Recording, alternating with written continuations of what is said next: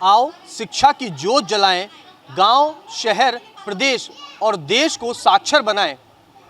ग्वालियर के सेवानिवृत्त शिक्षक हैं हमारे साथ ओपी दीक्षित साहब, जो आज आपके शहर में, गांव में और ग्वालियर चंबल अंचल के साथ ही दूसरे प्रदेशों में भी जो है वो सेवार्थ पाठशाला चलाकर उन बच्चों को शिक्षित कर रहे हैं जो देश का भावी भविष्य हैं, लेकिन परिस्थितिवश बेहद कमज़ोर वर्ग से आते हैं, निराश्रित हैं या कहिए कि मजदूर वर्ग परिवार से जुड़े हुए हैं, जिनके पास संसाधनों की कमी है। और ऐसी स्थिति में इन बच्चों को शिक्षित करने का जो एक कारवां जो है वो ओपी दीक्षित साहब ने शुरू किया है। और आप इस तस्वीर में देख रहे हैं कि यहाँ पर ये काफ़ी संख्या में बच्चे जो हैं यहाँ पर बैठे हुए हैं और इन बच्चों को ग्रुप बनाकर जो है ओपी दीक्षित साहब जो हैं वो शिक्षा की ज्योत जो है इनके अंदर जगा रहे हैं।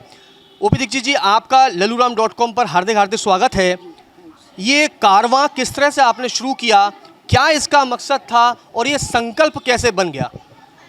मकसद राष्ट्र उत्थान, राष्ट्र सर्वोपरि है, इदम राष्ट्रम। और राष्ट्र उत्थान के लिए सबसे बड़ा जो कारक होता है वो शिक्षा होती है। और उस शिक्षा भी किसकी? उनकी जिनको ये सुलभ नहीं है, जिनके लिए जो समर्थ नहीं है, जो सब तरह से परेशान हैं, उनका राष्ट्रीय विकास प्रक्रिया में सम्मिलन शिक्षा के द्वारा ही हो सकता है। ये आपका उद्देश्य था। अब ये जज्बा कहाँ से आया?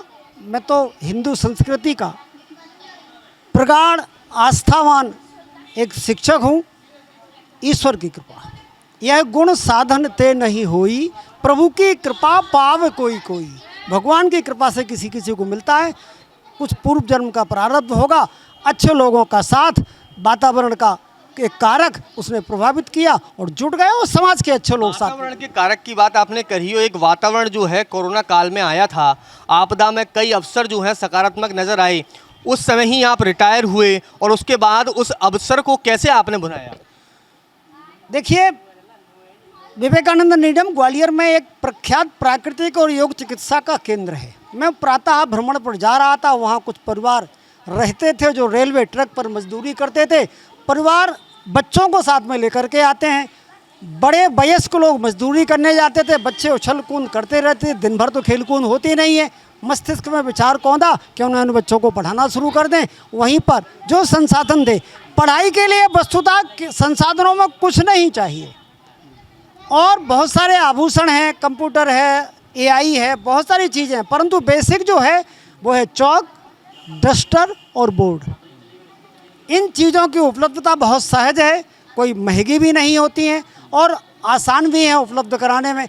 इनको एकजुट किया, दीवार पर बोर्ड बनाया, पढ़ाना शुरू किया। अच्छा विचार था, समाज के अच्छे लोग साथ से जुड़ गए और उन सब लोगों ने इस विचारधारा को एक गति प्रदान की। यह एक आंदोलन का रूप बन गया। लेकिन उस बीच अचानक से मजदूर वर्ग के बच्चे थे, अचानक से वहाँ से पलायन कर गए, क्योंकि वो तो एक जगह पर जहाँ काम मिलता है और वहाँ चले जाते हैं, दूसरी जगह काम मिलता है तो वहाँ चले जाते हैं। तो फिर इसको किस तरह से आपने शिक्षा जो उनसे वंचित ना हो, कैसे उन तक आप फिर पहुँचे दोबारा से? बहुत अच्छा प्रश्न है।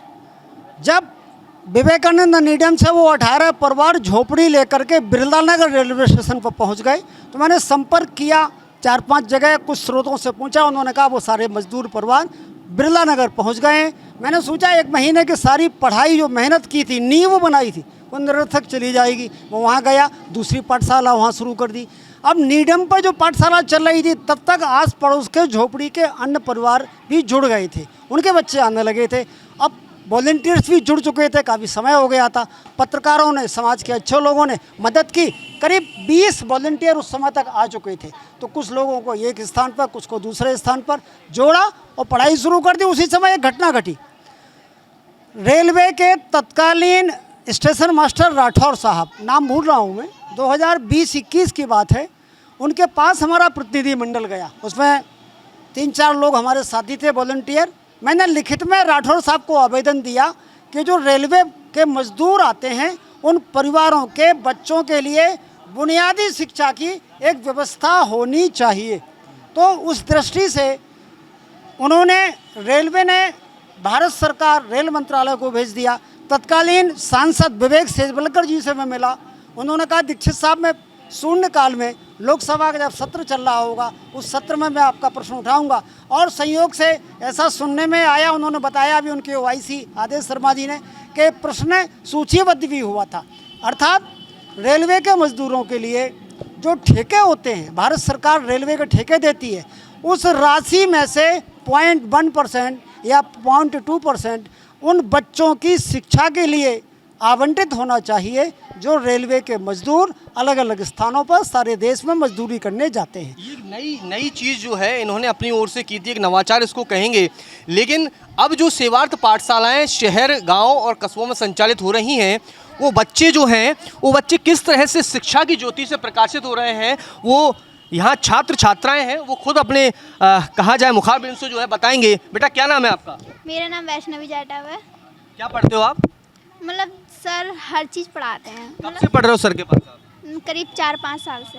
क्या क्या पढ़ाते हैं सर आपको? बहुत कुछ अलग अलग चीज़ों की जानकारी देते हैं। हम अलग अलग चीज़ जहाँ घुमाने ले जाते हैं। सर कैसे लगते हैं आपको बेटा? बहुत अच्छे लगते हैं। क्या क्या पढ़ाते हैं सर आपको?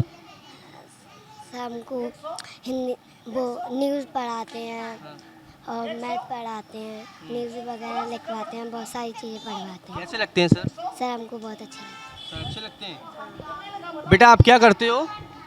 हाँ पढ़ाई कर रहे हो आप? हाँ कौन सी क्लास में हो आप? 6। 6 क्लास में हो। आपके माता पिता क्या करते हैं?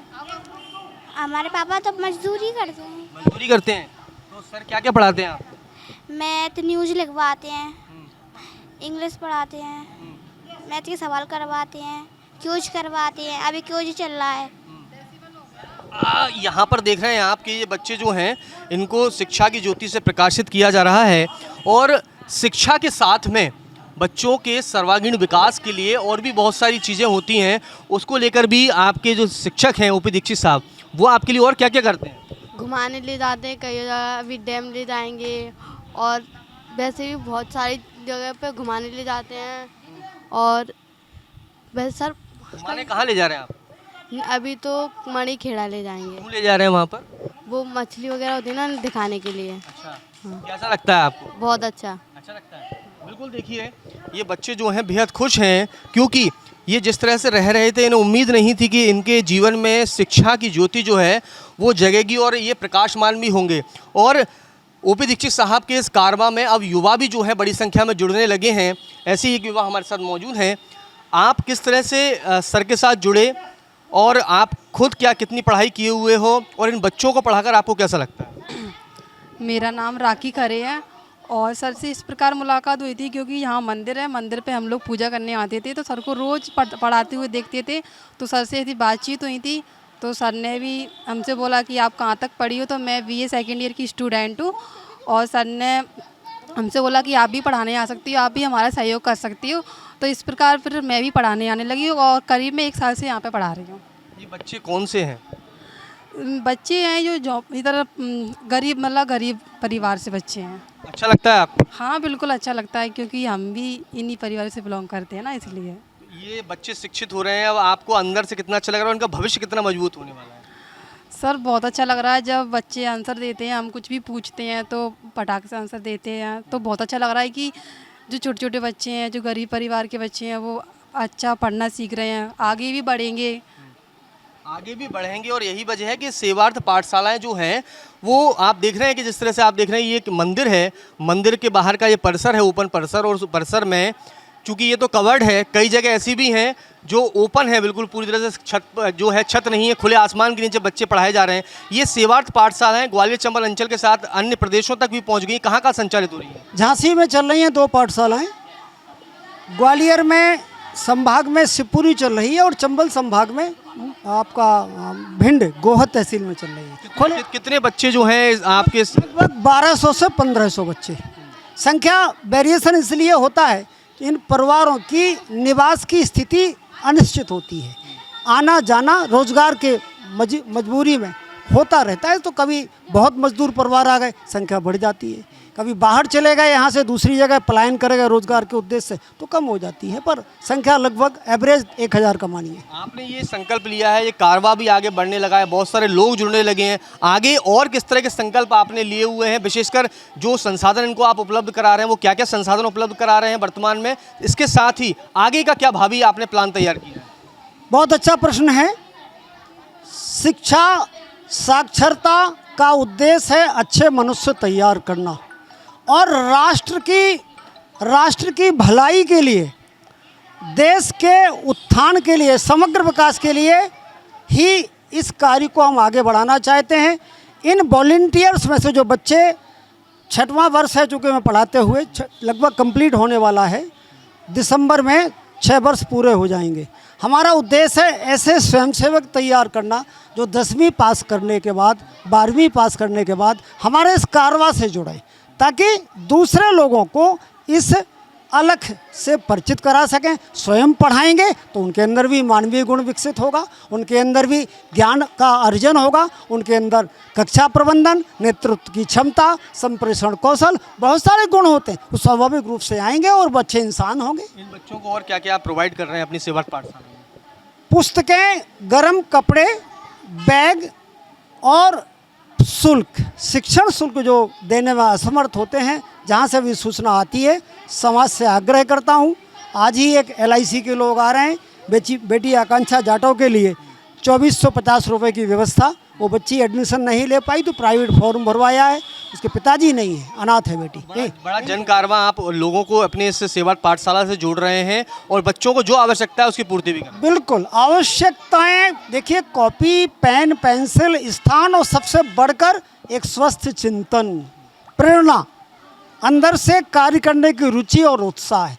इस रुचि और उत्साह को बनाए रखने के लिए जो आवश्यक प्रभाव हैं, जो आवश्यक प्रयास हैं, वो सब हो रहे हैं, कर रहे हैं। और व्यक्ति नहीं करता, समष्टि करती है, समाज करता है। तो बस उनको ढूंढना, उनको खोज करके जोड़े रखना एक बहुत बड़ा चैलेंज होता है। और मैं मानता हूँ कि अगर आप निस्वार्थ भाव से करेंगे, आपको ख्याति की लालसा नहीं, आपको सम्मान की लालसा नहीं, आपको पैसे और पद की लालसा नहीं है, तो लोग जुड़ते हैं।